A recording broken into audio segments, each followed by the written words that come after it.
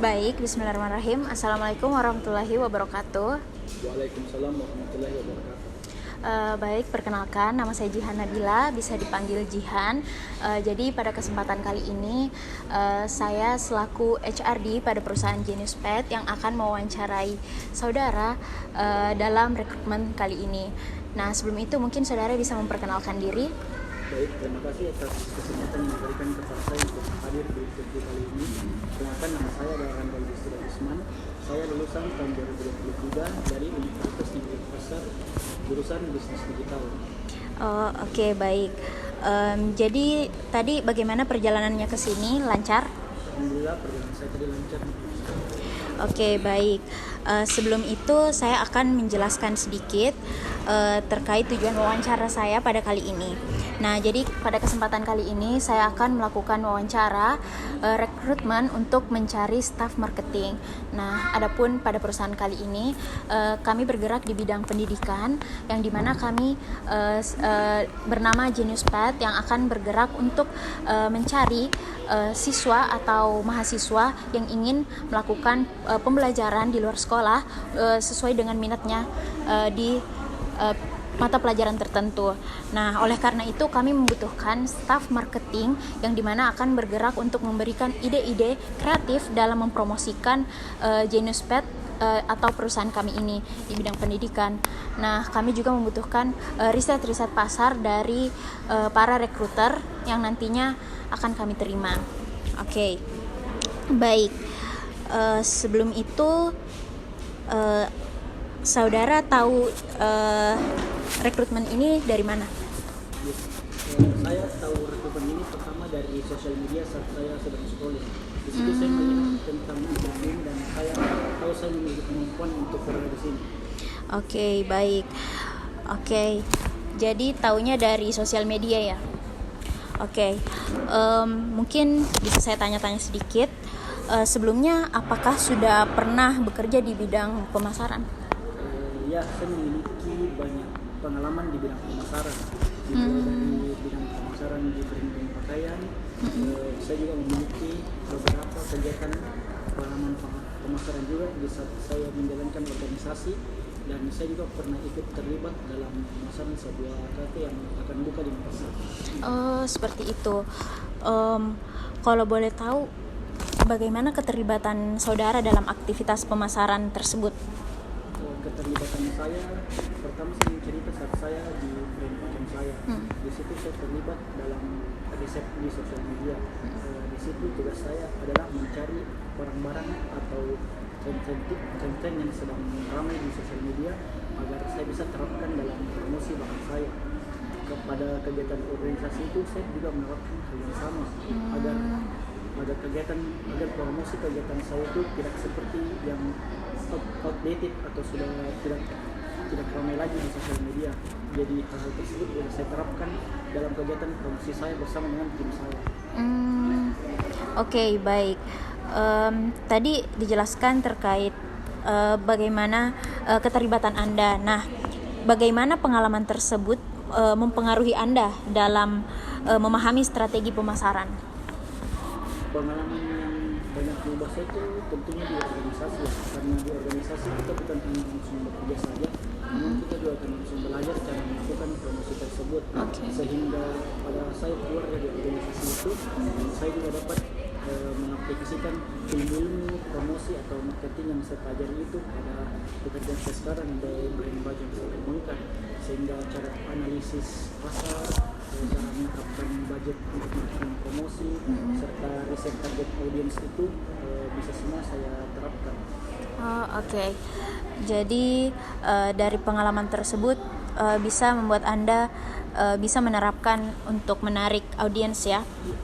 Oke. Jadi mungkin bisa diceritakan situasi ketika Anda harus memikirkan strategi promosi kreatif yang dimana Anda tadi bisa menarik. Situasi yang mungkin harus dirasakan setiap orang yang akan melakukan marketing itu pasti pertama akan kebingungan. Namun bila kita sudah memahami produk yang akan kita pasarkan serta target audiens kita sudah bisa memikirkan bagaimana cara kita akan melakukan pemasaran tersebut. Misalnya kita ingin melakukan pemasaran sebuah produk baju. Nah, itu biasa di sosial media sekarang baju-baju motif bagaimana yang sedang trending. Kita juga cari target audience kita, jangka umurnya berapa, sehingga kita tidak kebingungan saat mungkin ingin membuat konten dalam melakukan pemasaran tersebut. Jadi kita bisa mengaplikasikan langsung. Oke, baik. Jadi lalu bagaimana Anda melakukan branding atau dari barang atau jasa yang Anda miliki? Untuk melakukan branding pada barang atau jasa itu ada banyak langkah yang saya lakukan. Pertama itu saya memahami produk atau jasa yang saya pasarkan. Kemudian saya memikirkan anggarannya berapa. Bila anggarannya sudah tetap, tentu kita bisa dengan bebas melakukan marketing tersebut. Kemudian juga kita menentukan demografi audiens dari jenis kelamin. Kita juga menentukan umurnya serta barang-barang apa yang cocok atau dibutuhkan oleh target sekarang, sehingga branding yang dan bila kita sudah memahami betul produk kita ini, kita tidak kebingungan lagi melakukan branding. Terus kira-kira pada saat proses itu apa tugas dan tanggung jawab Anda dalam menerapkan strategi tersebut? Seperti yang saya sebutkan tadi, tugas utama saya itu saya melakukan riset dan analisis pada sosial media, karena tidak dipungkiri lagi Kak, di zaman sekarang itu cara paling ampuh untuk mereach semua audiens itu dari sosial media, dari kita membuat konten dan melakukan pemasaran. Dari orang-orang melihat konten kita, mereka pasti akan tertarik pada barang yang kita promosikan. Jadi sebab itulah tugas saya sebagai analis sosial media ini memiliki tanggung jawab yang sangat besar, karena bila pada target pemasaran sosial media saya sudah gagal, bisa dipastikanlah bahwa gagal pemasaran sepenuhnya. Jadi Anda lebih fokus ke sosial media ya? Ya, betul. Oke. Terus kira-kira dalam strategi pemasaran ini langkah apa yang Anda ambil? Langkah yang pertama saya ambil itu adalah memahami produk yang akan saya pasarkan. Saya harus mengetahui desain apa yang saya ambil, bagaimana bentuknya, dan kepada siapa saya menjualnya. Setelah itu saya melakukan koordinasi dengan tim-tim lainnya, bagaimana saya akan memasarkan produk tersebut, bagaimana kami akan melakukan distribusi serta penjualannya. Kemudian setelah itu baru kami membahas tentang anggarannya. Bila anggaran tersebut mencukupi atau melebihi, kita bisa melakukan improvisasi lagi pada branding dan pemasaran tersebut. Kemudian pada tingkat finalisasinya kami mulai melakukan pemasaran. Pertama itu di sosial media, karena di sosial media itu pemasaran hanya membutuhkan, kita bilang budgetnya kecil lah dibanding dengan kita memberi flyer atau memasangnya di dalam. Oke, baik. Nah, jadi dari langkah-langkah yang diambil itu apa kira-kira apa langkah-langkahnya untuk memastikan inovasi yang Anda buat itu efektif? Untuk memastikan inovasi itu efektif, yang pertama itu kita memastikan dulu data-data yang kita ambil dari target audiens kita ini akurat, agar kita tidak melakukan kesalahan dalam perencanaan produk dan perencanaan pemasaran.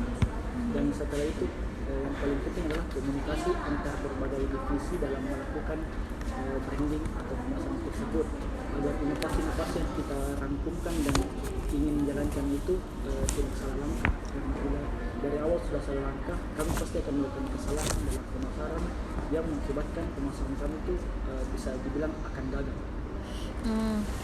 Nah, tadi ada disinggung tentang kegagalan pada pemasaran itu. Nah, jadi bagaimana Anda bisa memastikan branding yang Anda berikan itu selaras dengan pesan pemasaran? Bila terjadi sebuah kegagalan, itu tentu adalah kesalahan awal dari tim pemasaran. Jadi dari awal itu tentu kita harus lakukan baik-baik agar semua ide-ide yang kita bicarakan dan kita lakukan itu tidak selalu jalankan. Jadi agar pemasaran dan branding yang kami lakukan selaras itu, tentunya komunikasi itu sangat dibutuhkan agar bisa berjalan dengan efektif pemasaran ini. Oke. Lalu dari tadi yang dijelaskan tentang strategi dan inovasi yang diberikan, bagaimana hasil yang didapatkan setelah melakukan itu? Dari pengalaman saya, alhamdulillah saya memiliki banyak keberhasilan dalam strategi pemasaran yang saya terutama dalam branding pakaian saya yang saya jalankan bersama teman saya dari sosial media Instagram dan TikTok. Kami juga mendapatkan target audience karena di Instagram tersebut tentu banyak target audience yang bisa kami dapatkan. Oke, baik. Dan kira-kira bagaimana hasilnya terhadap brand tersebut? Brand tersebut tentu berkembang dan sejalannya pemasaran kami terus berlanjut. Karena pemasaran itu kan tidak hanya didasarkan pada satu kali saja. Bila kita cuma melakukan pemasaran satu kali, tentu orang-orang akan merasa bosan. Makanya kalau penjualan itu sudah meningkat, kita bukan menghentikan pemasaran, justru kita meningkatkannya. Karena bila sudah banyak yang membeli atau beli jasa atau produk kita, tentu maka akan tambah banyak audiens yang kita reach dengan target pemasaran kita. Oke. Terus sebelum itu saya akan lanjut. Mungkin apakah bisa diceritakan pengalaman atau mengumpulkan informasi mengenai pasar? Nah, kalau misal iya, apa latar belakang dan situasi yang dimiliki? Dalam saya mengumpulkan riset pasar itu, saya kebanyakan melakukan di sosial media, dari Instagram, TikTok, serta dari grup-grup teman-teman saya yang berada di bidang yang sama. Di situ saya biasa mendapatkan ide tentang barang-barang apa yang ada di pasar sekarang, tentang tren-tren yang sedang banyak diminati, sehingga kami bisa selaras dan relatif dengan era sekarang. Namun kadang juga saya melakukan riset secara langsung, seperti bertemu dengan orang-orang yang berada di bidang yang sama agar saya bisa membicarakan hal-hal yang diperlukan dalam melakukan strategi dan teknik pemasaran. Oke. Kira-kira setelah menemukan hasil riset dan informasi tadi, kira-kira ada situasi di mana ditemukan bertentangan dengan ekspektasi yang telah ditetapkan di awal, dan kalau memang ada, bagaimana cara Anda menanganinya? Ada banyak biasa yang bertentangan ya dengan ekspektasi saya. Contohnya di saat saya ingin membuat sebuah pakaian, namun pakaian tersebut ternyata sudah tidak banyak diminati atau sudah outdated lagi. Tentu yang pertama lakukan itu kita harus melakukan improvisasi, karena bila kita hanya stuck pada ide lama, kita tidak akan bisa mendapatkan ide baru. Jadi langkah yang pertama saya lakukan itu saya melakukan riset lagi yang sudah saya kumpulkan dan dengan menghilangkan ide lama saya. Namun terkadang juga ide lama itu tetap saya simpan agar bisa dikembangkan. Namun tentunya kita harus mengikuti perkembangan zaman sekarang. Dan dari tadi riset pasar yang dilakukan, kira-kira bagaimana hasil yang didapatkan setelah melakukan itu? Kalau kita melakukan riset pasar itu hasilnya tentu berbeda-beda. Ada kita mendapatkan hal yang selaras dengan keinginan kita sehingga kita lebih termotivasi untuk melakukan pemasaran atau branding kita. Namun seperti yang dibilang tadi ada yang bertentangan. Maka dari tantangan itulah seseorang harus berkembang. Jadi branding atau marketing kita itu bisa terus kita kembangkan lagi. Oke. Nah, kan pastinya dari strategi pemasaran dan riset pasar pasti kita juga melakukan komunikasi dengan klien tentunya. Nah, saya ingin bertanya, apakah dalam pemasaran ini Anda sudah pernah berkomunikasi langsung dengan klien? Saya banyak melakukan komunikasi dengan klien. Kebetulan di kesibukan saya sekarang sebagai freelance marketer, saya terkadang dikontak oleh akun-akun Instagram atau brand baru yang ingin dibantu dalam melakukan marketingnya. Saya melakukan banyak interaksi, misalnya kadang hanya lewat sosial media, kadang juga bertemu langsung. Salah satu contohnya komunikasi konsultatif dengan sebuah brand jasa tulis, itu hanya saya lakukan melalui sosial media. Mereka ingin dibantu cara dibuatkan konten Instagram bagaimana untuk mempromosikan jasa tulis mereka, sehingga saya memberikan ide-ide dan juga memberikan hasil riset saya agar mereka bisa melakukan branding sendiri. Kalau untuk bertemu secara langsung itu tentunya dalam brand pakaian saya sekarang, saya melakukan bertemu dengan teman-teman saya serta kalian juga terkadang ingin berkolaborasi dengan kami sehingga bisa dibilang target pemasaran kami itu bisa tercapai. Oke. Jadi kira-kira dalam proses berkomunikasi dengan klien itu, apakah pernah menghadapi klien yang dimana tidak puas dengan produk yang diberikan, dan kira-kira bagaimana cara Anda menangani dengan klien yang tidak puas terhadap produk tersebut? Tentunya saya banyak mendapatkan klien-klien yang tidak puas. Terkadang mereka saat melihat hasil pemasaran kami atau ide-ide yang kami berikan, tentunya kan pemikiran orang berbeda-beda, kami pasti biasa mendapat kritik atau ketidakpuasan dari klien. Namun dari situ kami melakukan komunikasi ulang lagi bersama klien kami tidak puas. Kami minta mereka menjelaskan bagaimana secara tepatnya, secara spesifiknya bagaimana mereka menginginkan pemasaran produk atau jasa mereka tersebut disampaikan, sehingga kami bisa melakukan analisis ulang, melakukan rekonstruksi ulang daripada hasil analisis kami, jadi mereka bisa mendapatkan kepuasan tersendiri dari hasil kerja kami. Begitu ya. Kemudian kira-kira apa peran Anda dalam menjelaskan kampanye kepada klien?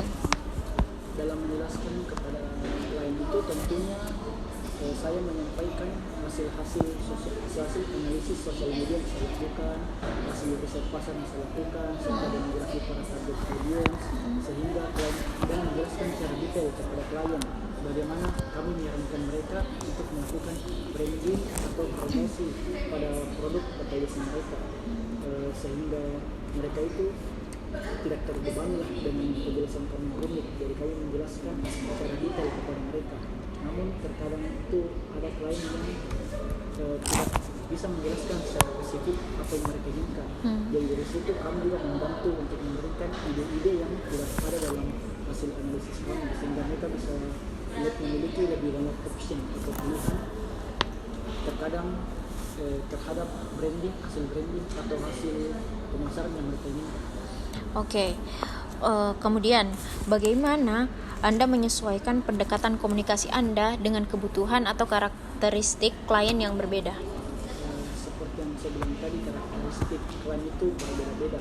Ada yang mungkin sudah berpengalaman ya pada bidang pemasaran ini, jadi kami lebih gampang menjelaskan kepada mereka, dan juga lebih cepat tanggap atau mengerti mereka inginnya seperti apa, karena mereka bisa menjelaskan secara spesifik juga dari pengalaman-pengalaman mereka bagaimana mereka mau pemasaran atau branding tersebut berjalan. Namun kadang ada juga klien yang mereka tidak tahu apa itu pemasaran atau branding. Mereka mengira itu kami melakukan semuanya, dan kami tuh di sini memberikan hasil analisis kami dan ide kami agar mereka bisa melakukan branding tersebut dari ide kami yang kami berikan. Dan terkadang juga mereka tidak tahu bagaimana branding tersebut berjalan. Jadi kami harus lebih spesifik kepada mereka. Itulah tantangan dalam menyediakan jasa branding atau pemasaran ini. Nah, kira-kira dari pemasaran itu tadi, langkah apa yang bisa Anda berikan untuk memastikan pesan yang Anda sampaikan itu efektif? Langkah pertama yang saya lakukan itu adalah melakukan komunikasi lebih efektif lagi terhadap klien. Karena komunikasi terhadap klien itu terputus, tentunya tidak dapat tercapai satu yang kami inginkan. Jadi dengan menjelaskan secara detail, secara spesifik bagaimana kami akan melakukan pemasaran atau branding produk atau jasa mereka, tentu klien akan merasa senang dan juga merasa bahwa kebutuhan mereka terpenuhi. Langkah kedua itu kami mengawasi bagaimana branding atau pemasaran klien berjalan. Bila target audiens terpenuhi, tentu kita harus melakukan branding atau pemasaran ulang lagi dengan konten-konten baru atau flyer baru, sehingga target audiens yang klien inginkan itu dapat terpenuhi. Jadi langkah-langkah tersebut harus dilakukan lah agar klien juga masih terpenuhi, karena itu termasuk dalam tanggung jawab seorang yang dalam tim pemasaran atau tim promosi. Oke, baik. Kira-kira dari proses komunikasi yang diberikan, apakah ada tanggapan dari klien yang diterima?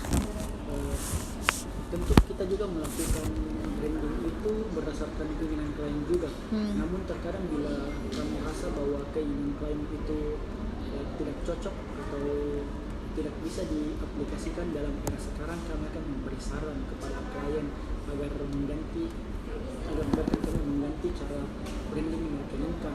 Namun bila mereka tetap bersikeras, tentu kita tidak bisa mengubahnya lagi.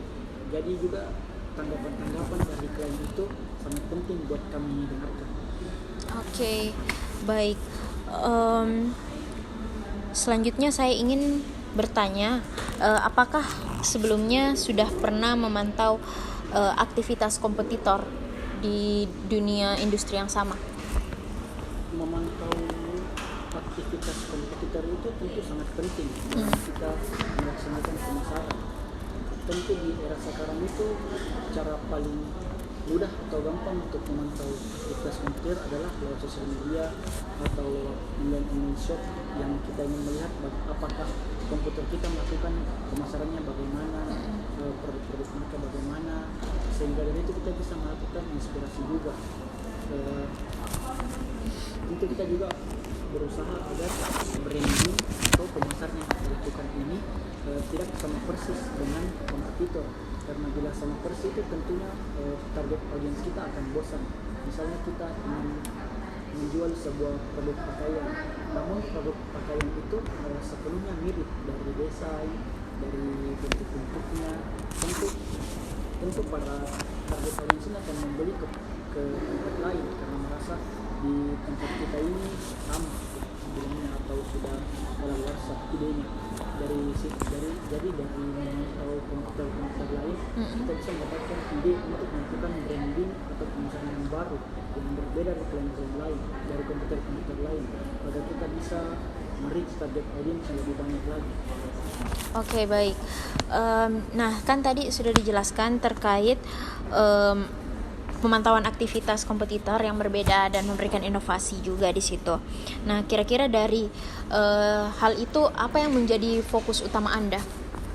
Fokus utama saya itu yang saya lihat agar branding atau pemasaran yang kami lakukan ini tidak tertinggal oleh komputer lain, karena di era sekarang ini orang itu berlomba-lomba dalam melaksanakan branding di sosial media. Kita bisa lihat di aplikasi seperti Instagram, TikTok, dan lain-lain itu bahkan mereka sampai tag akun yang lebih besar agar merepost untuk melakukan branding mereka. Nah, dari situ kita juga harus memiliki banyak relasi untuk melakukan branding atau pemasaran produk tersebut. Jadi dalam memantau kompetitor atau dalam pesaing-pesaingnya dalam melaksanakan branding itu, tentunya itu menjadi fokus utama kita agar kita tidak tertinggal dari mereka. Oke. Kira-kira apakah alat atau teknik yang Anda gunakan untuk menganalisis persaingan pasar? Teknik yang saya gunakan itu tentunya riset ya yang awal. Dan melakukan riset tersebut, saya bisa memastikan bahwa branding saya ini bisa lebih baik atau lebih berkembang terus daripada kompetitor, atau lebih baik daripada branding yang saya lakukan sebelumnya. Jadi dengan riset tersebut, branding yang saya lakukan ini akan terus membiarkan produk-produk atau jasa yang dipasarkan ini lebih laku. Oke, baik. Nah, kira-kira bagaimana pengaruh analisis Anda terhadap strategi perusahaan? Pengaruh analisis saya tentu dibilang bisa menggunakan strategi perusahaan yang lebih baik lagi. Karena strategi itu tidak boleh hanya menetap itu saja. Kita harus menggunakan banyak strategi dalam melakukan pemasaran. Kita tidak boleh misalnya hanya terlalu fokus pada satu sosial media, karena sekarang kan sosial media lebih banyak dan target audience sosial media itu berubah-ubah. Kadang sosial media ini yang ramai, kadang sosial media itu yang ramai, dan kadang juga banyak orang yang tidak terlalu mainkan sosial media mereka, sehingga kami juga harus melakukan pemasaran di jalan. Jadi dari analisis yang saya lakukan tersebut, perusahaan tentu bisa juga mengaplikasikan ide-ide yang saya berikan kepada pemasaran dan branding mereka. Jadi mereka bisa melakukan pemasaran tersebut lebih baik lagi dan selaras dengan era-era sekarang. Oke. Selanjutnya itu bagaimana pengaruh analisis Anda terhadap strategi perusahaan? Oh ya maaf, maksud saya selanjutnya, apakah dalam pada saat bekerja itu Anda pernah bekerja dengan tim sebelumnya? Saya memiliki banyak ya pengalaman dalam bekerja dengan tim. Dimulai dari brand baju saya. Saya itu terdiri dari 6 orang. Saya 2 orang ini memiliki, saya dengan teman saya satu ini, dalam 2 orang itu adalah tim pemasaran. Di situ saya dan teman saya selalu melakukan analisis di sosial media dan pasar-pasar agar kami bisa memberikan ide ke teman-teman kami yang lain untuk bagaimana mereka dapat melakukan branding terhadap produk kami ini. Kemudian pengalaman saya yang paling besar dalam kerja tim itu tentunya di organisasi. Di organisasi itu saya banyak melakukan kerjasama dalam tim, dimulai daripada kami ingin melakukan membuat proposal untuk disampaikan kepada perusahaan, karena proposal itu termasuk dalam pemasaran agar perusahaan bisa melihat kegiatan kami atau organisasi kami dalam beraktivitas sehingga mereka bisa memberikan sponsorship. Itulah branding dalam organisasi. Dan juga saya pernah bekerja dari tim dalam pemasaran sebuah kafe yang akan buka. Di situ saya bertugas mencari ide-ide dalam pemasaran kafe tersebut bagaimana, karena branding sebuah kafe ini termasuk baru di saya, jadi saya banyak melakukan perbincangan bersama teman-teman saya di situ. Kira-kira kalau di dalam organisasi tadi itu posisinya sebagai apa? Di organisasi tersebut saya masuk dalam divisi humas. Di divisi humas itu kami bertugas melakukan banyak tugas kami, seperti yang pertama itu mengaktifkan sosial media organisasi tersebut.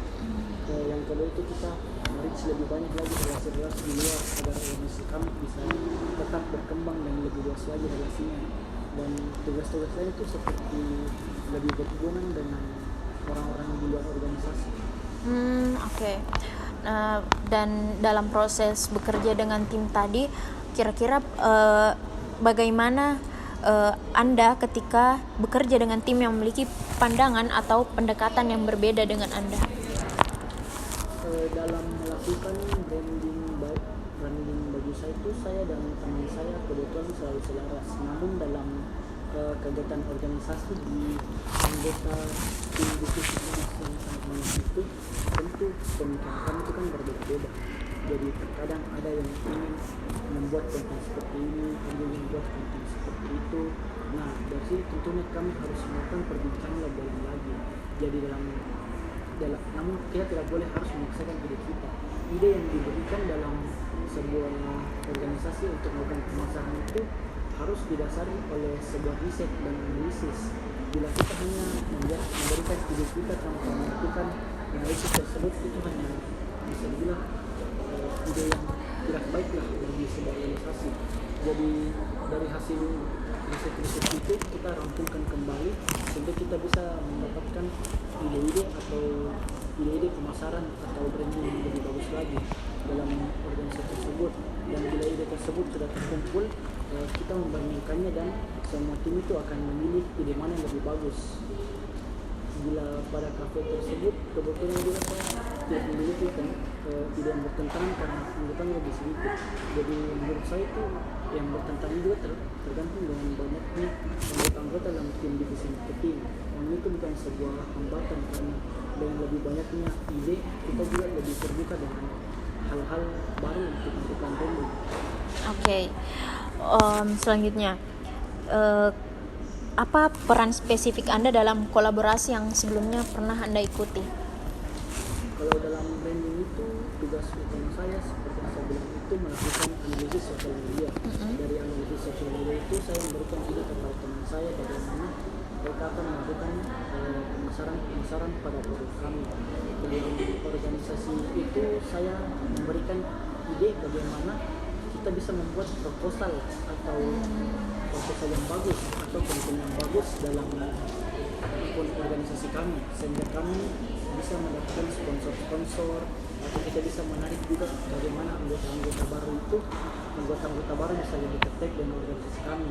Contohnya dengan menampilkan kegiatan kami, menampilkan hasil prestasi kami, dan menampilkan hal-hal positif yang dilakukan oleh organisasi kami agar anggota-anggota baru itu bisa masuk.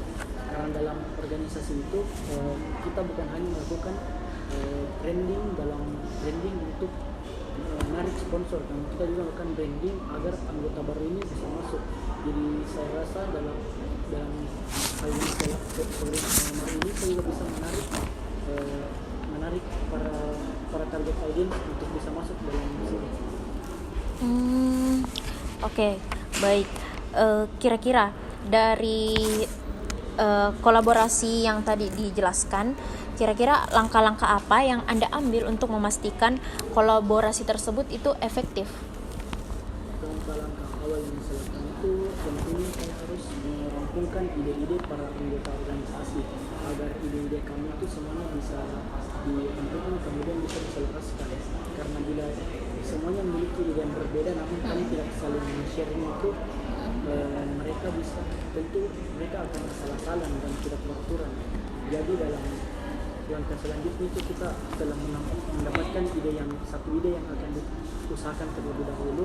Kami akan melakukan pemasarannya atau brandingnya. Pertama kita akan membuat konten untuk di-upload sosial media, dan setelah konten tersebut dengan target audiensnya, kita terus melakukan lagi pemasaran sampai kegiatan kami itu bisa berjalan dan menarik sponsor-sponsor yang banyak. Bila untuk menarik anggota baru itu kami selalu melakukan pemasaran secara langsung. Contohnya di organisasi kampus saya, kami selalu datang kepada mahasiswa baru agar mereka tertarik dengan organisasi kami. Kami melakukan penjelasan tentang latar belakang organisasi kami, tentang prestasi-prestasi, dan juga tentang hal-hal positif yang didapatkan dengan mereka bergabung ke organisasi kami. Oke. Selanjutnya, bagaimana Anda menangani konflik dalam tim untuk memastikan kolaborasi tetap berjalan dengan baik? Konflik dalam tim itu bermacam-macam. Namun yang paling bahaya di konflik dalam tim itu adalah konflik personal mereka. Karena contohnya ada 2 orang yang mengalami konflik secara personal, namun yang menyebabkan mereka itu tidak efektif dalam bekerja. Tentunya itu sangat menghambat pemasaran atau kerja tim kami. Maka untuk menanganinya adalah kami harus membuat 2 orang yang mengalami konflik personal ini, bagaimana mereka bisa menyelesaikannya, bagaimana mereka juga bisa tetap profesional dalam mengerjakan hasil pemasaran mereka, agar mereka tidak membawa konflik tersebut dalam organisasi atau tim ini. Karena tim ini itu dibuat berdasarkan untuk mencapai tujuan yang sama. Jadi kita tidak boleh mengalami konflik personal. Konflik lain mungkin itu seperti perbedaan pendapat, dan terkadang ada anggota juga yang mungkin sudah kurang motivasi lagi untuk bekerja. Itu bisa diselesaikan dengan mudah bila kan bisa berkomunikasi dengan baik secara tim. Oke, baik. Tadi dijelaskan bahwa komunikasi dalam tim juga itu sangat penting. Nah, kira-kira dari kolaborasi tadi, bagaimana hasil dari kerjasama tim tersebut? Hasil kerjasama kolaborasi tim yang saya tempat itu bisa bilang baik lah, karena komunikasi kami itu selalu terjaga. Karena selain diadakannya rapat atau meeting secara langsung itu, bila misalnya ada orang yang berhalangan hadir dan saat kami melakukan analisis atau rapat untuk melakukan pemasaran, kami biasanya melakukan rapat secara Zoom. Dan selain itu kami juga selalu aktif dalam grup sosial media kami untuk men-share ide baru yang ditemukan di luar rapat, sehingga saat semua ide itu sudah di-share di sosial media, saat kami rapat atau dengan secara langsung, kami dapat langsung menyatukan ide-ide tersebut dan kami bisa menjalankannya tanpa konflik lagi. Oke, mungkin itu saja yang bisa saya tanyakan. Namun saya ingin tanya lebih lanjut terkait dari CV yang telah diberikan. Di sini ada sertifikasi brand positioning introduction by MySkill. Mungkin bisa dijelaskan terkait itu. Di brand positioning itu saya mengambil kelas online di kelas pertanian itu. Saya diajarkan bagaimana kita menempatkan brand agar bisa selaras di era sekarang. Misalnya kita ingin menjual sebuah sepatu itu tentunya kita lihat dari brand-brand sekarang itu selaras atau tidak. Contohnya sekarang itu lebih banyak orang lebih sneakers dibanding sepatu formal. Itu kita harus bisa menempatkan brand tersebut dibutuhkan di mana. Jadi kita tidak boleh asal menaruh brand saja, kita harus menaruh brand itu sesuai dengan kebutuhan target audience. Maka itulah alasan menurut saya kelas online sambil 5 skill itu sangat baik sekali untuk bisa saya aplikasikan dalam pekerjaan-pekerjaan saya. Oke. Memfokuskan pada perusahaan kita yang bergerak di bidang pendidikan ini, kira-kira dari sertifikasi yang telah didapatkan untuk perusahaan kita yang bergerak di bidang pendidikan, kira-kira bagaimana strategi yang akan diberikan untuk perusahaan kita nantinya agar bisa menarik audiens lebih banyak? Hal pertama yang saya lakukan itu dengan merangkumkan hasil didikan dari perusahaan ini yang saya bisa menampilkannya pada sosial media agar para target audiens itu bisa melihat bahwa perusahaan Anda itu sangat baik untuk ditempati. Kemudian saya juga bisa men-share tentang bagaimana bagusnya pendidikan di luar sekolah itu, karena banyak ilmu yang bisa mereka dapatkan di luar sekolah agar mereka bisa menambah ilmu mereka. Mungkin ilmu yang mereka dapat ini tidak akan mereka dapatkan di sekolah, atau mereka akan lebih advance daripada teman-teman mereka di sekolah. Kemudian saya juga bisa melakukan memberikan ide-ide pemasaran yang bisa dilakukan secara langsung, seperti membagikan flyer atau bisa mendatangi sekolah-sekolah untuk memberikan promosi terhadap perusahaan Anda. Jadi para anak-anak sekolah ini bisa lebih termotivasi lagi untuk memasuki perusahaan, untuk belajar di perusahaan Anda. Oke. Kira-kira jika dibandingkan dengan perusahaan yang bergerak di bidang yang sama, kira-kira apa inovasi yang bisa diberikan di perusahaan ini yang berbeda dengan perusahaan lain? Tentunya saya akan memberitahukan di sosial media atau di pemasaran saya itu apa yang akan membedakan Anda dari perusahaan lain. Pertama itu dari hal-hal apa yang akan dipelajari dari kurikulumnya. Saya juga akan memberikan hal-hal positif yang hanya didapatkan dalam perusahaan Anda, dan saya juga dapat membuat perbandingan dalam perusahaan Anda ini dibanding perusahaan-perusahaan luar sana, sehingga orang-orang dapat mengetahui kenapa mereka harus memilih perusahaan Anda. Oke. Nah, di sini kan terlihat juga pengalaman kerja dan organisasinya. Nah, di sini dan tadi sudah dijelaskan terkait penjualan clothing brand. Nah, karena fokus pada perusahaan kami adalah penjualan jasa, dan di sini dijelaskan juga berhasil menjangkau ribuan potensial buyer di sosial media dengan teknik promosi yang dipakai. Nah, kira-kira untuk menarik peminat di perusahaan kami ini, kira-kira bagaimana teknik promosi yang akan digunakan oleh saudara? Teknik promosi yang saya lakukan pertama itu ya adalah latar belakang bagaimana perusahaan ini tuh terbentuk, dan juga menjelaskan bagaimana tujuan perusahaan ini. Setelah saya menjelaskan hal tersebut di sosial media, tentunya hal pertama saya lakukan itu adalah mungkin membuat sebuah konten untuk mengenalkan para pengajar dan latar belakang mereka, sehingga para potensial orang yang akan masuk ke perusahaan itu bisa mengetahui bagaimana pengajar di sana, sehingga mereka bisa lebih percaya kepada perusahaan Anda. Dan mungkin setelah itu saya akan mengupload juga bagaimana fee atau harga yang mereka butuhkan untuk masuk ke perusahaan Anda. Tentunya hal itu tidak boleh dilakukan dengan konten yang datar atau biasa saja. Ada banyak ide atau analisis sosial media yang akan saya berikan agar perusahaan Anda bisa lebih menjangkau banyak target audiens lagi. Oke. Kira-kira dari sosial media sendiri, konten-konten seperti apakah yang nantinya bisa diberikan khususnya di bidang pendidikan ini? Dalam bidang pendidikan itu tentunya kita akan share beberapa foto atau video saat pengajar kami sedang mengajar di kelas, sehingga para target audiens juga bisa tahu bagaimana suasana di tempat belajar Anda, dan juga bagaimana anak-anak di sana belajar, sehingga misalnya orang-orang tua dan anak-anak yang ingin belajar di situ, orang tua bisa mempercayai bagaimana bila anak mereka dimasukkan di situ, mereka bisa lebih berkembang, dan anak-anak yang melihat itu juga mereka bisa tahu bahwa yang mereka akan tempati nyaman dan terpercaya. Oke, baik. Menurut Anda kira-kira di posisi seperti apa kami sebagai perusahaan sebaiknya memberikan promosi ini kepada anak-anak atau mahasiswa? Apakah ada di waktu-waktu tertentu atau di tempat-tempat tertentu?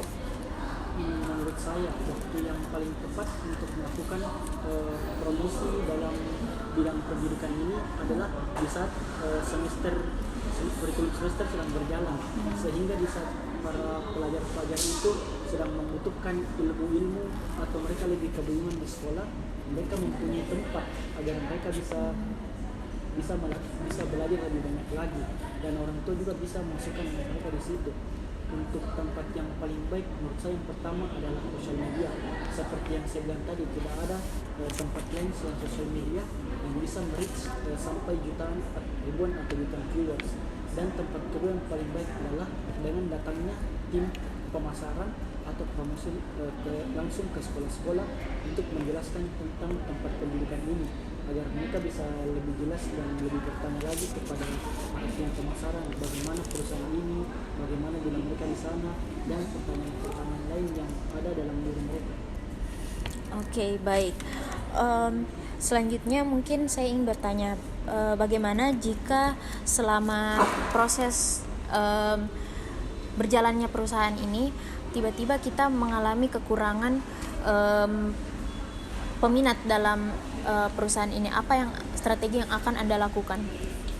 Bila terjadi kekurangan peminat, tentunya hal yang pertama saya lakukan itu saya melakukan analisis tentang tempat-tempat lain yang mungkin lebih ramai. Dari itu saya akan melakukan riset dan mempelajari apa yang membuat mereka ramai. Kemudian dari itu saya akan membantu untuk mengaplikasikannya pada perusahaan dan memberikan ide, dan juga saya akan memberikan konten-konten baru atau teknik pemasaran baru yang akan saya sampaikan kepada perusahaan dari hasil riset saya, sehingga perusahaan ini agar bisa menarik lebih banyak peminat lagi. Oke, baik. Mungkin bisa disebutkan apa program yang akan dilaksanakan jika Anda diterima di perusahaan ini? Program yang pertama saya lakukan itu setelah saya riset sosial medianya, sebenarnya itu mengalami kekurangan konten. Jadi program pertama saya lakukan itu akan membuat beberapa konten-konten seperti konten mingguan, artinya namanya konten bulanan. Mungkin konten mingguan atau harian itu akan mengupload tentang bagaimana proses pembelajaran di sana, suasananya setiap hari bagaimana, sehingga para target audiens bisa lebih lancar lagi. Mungkin target mingguan itu setelah saya riset di sosial media tempat lain, mereka selalu mengupload beberapa ilmu secara gratis yang mereka ajarkan di tempat itu, sehingga orang juga bisa mengetahui bahwa ilmu-ilmu yang diajarkan di tempat ini itu memang sangat penting dan itu didapatkan apalagi di sekolah, sehingga mereka lebih tertarik lagi. Mungkin konten bulanan itu saya akan mengupload kegiatan-kegiatan penting seperti mungkin rekreasi atau event-event yang diadakan di perusahaan Anda, sehingga para target audiens juga tahu bahwa ada banyak perbedaan perusahaan Anda dan perusahaan lain dalam bidang pendidikan ini. Oke, mungkin yang terakhir, apa harapan Anda untuk perusahaan ini dan untuk diri Anda sendiri? Harapan saya untuk perusahaan ini tentunya bisa maju menjadi perusahaan di bidang pendidikan nomor 1 di Indonesia, dan bisa merich lebih banyak audiens lagi, dan bisa merich lebih banyak pelajar-pelajar di Indonesia lagi. Dan harapan lebih besar saya kepada perusahaan ini adalah perusahaan ini juga bisa merich lebih banyak lagi sampai bisa membuat para pelajar-pelajar di situ sampai berprestasi di sekolah. Karena dengan banyaknya siswa berprestasi yang dihasilkan di perusahaan Anda, tentunya perusahaan Anda akan lebih diuntungkan lagi, karena bila mereka bertanya kepada siswa prestasi tersebut dan mereka mengatakan tentang perusahaan Anda, tentunya akan banyak lagi orang-orang yang minat untuk masuk perusahaan Anda. Dan harapan kepada diri saya sendiri agar bila saya diterima, saya ingin membantu perusahaan ini dalam melakukan pemasaran dan branding agar mereach lebih banyak audiens di luar sana lagi. Saya harap strategi dan teknik pemasaran yang saya lakukan serta ide-ide yang saya berikan dapat diaplikasikan dengan baik di perusahaan ini. Oke, baik.